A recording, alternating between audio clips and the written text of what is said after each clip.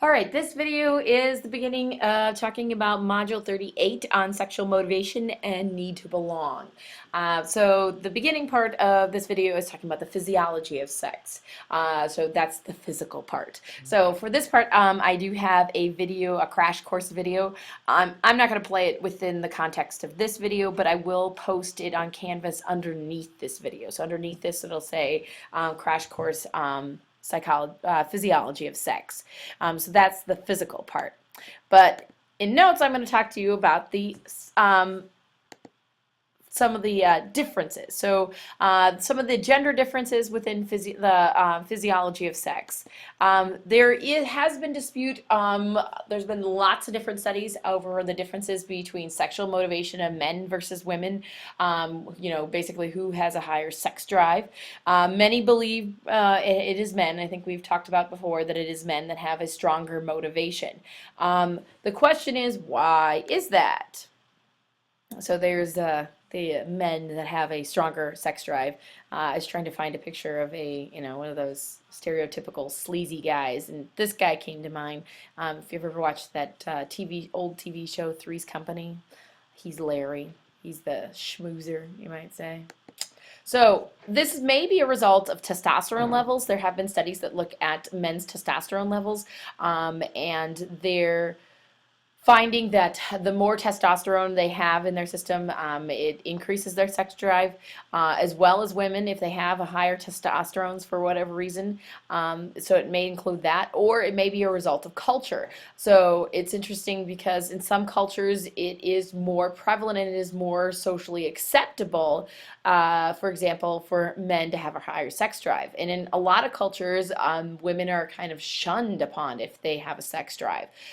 So that's kind of both going together to kind of add to why men have this stronger motivation. Sexual disorders, things like erectile dysfunction or premature ejaculation, those kinds of things could be a result of a couple of things. They could be a result of physical causes like drugs. So things like not only prescription drugs, but also keep in mind that alcohol is a drug. So sometimes those prohibit sexual activity. Could be also a result of psychological causes. It could be a result of anxiety about performance. So some people get really anxious about it. What if this doesn't go well? What if we don't like each other? But it could also be sexual disorders could be also a result of interpersonal causes. So this could be trouble in the relationship. You're going through the motions, but this is neither one of you are really into it. So as a result, that could cause some sexual discomfort and some problems. Also, we can also talk about adolescent sexuality. This is always a fun topic. So first of all, American teenagers have a higher rate of teen pregnancy and abortion compared to Europeans. This is interesting because what a lot of studies have shown is over time that American teenagers have this more often. So this was one particular study that I found from 2006. This is teen birth rate per 1,000 girls in the ages of 15 to 19. Obviously, you can tell by the graphic of the United States. So per 1,000 girls in this age bracket from 15 to 19, there was 41.9 births within that 1,000 girls. Whereas in a lot of the other European countries, and even Japan's on here, Canada's on here, Australia's on here, you can see that obviously we by far has more teenage pregnancy. But at the same point in time, keep in mind that teenage pregnancy has declined over the years. This is another figure that I found from the U.S. Census Bureau.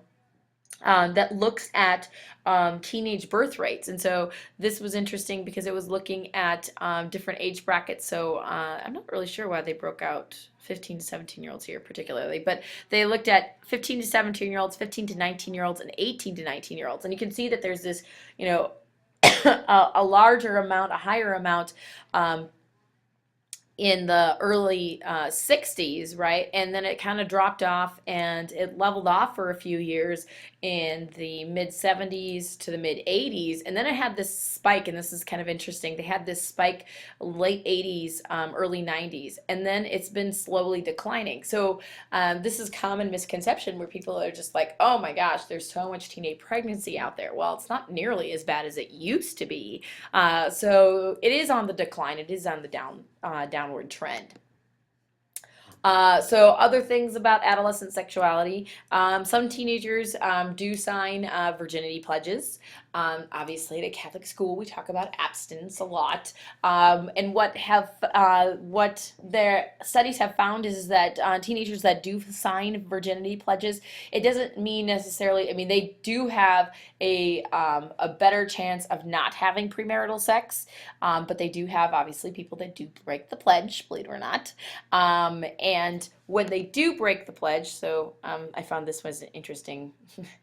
Abstinence pledge card. This one was, they filled in Bristol Palin's name. So if you know anything about Bristol Palin, that's kind of funny. But those that sign virginity pledges are more likely to abstain.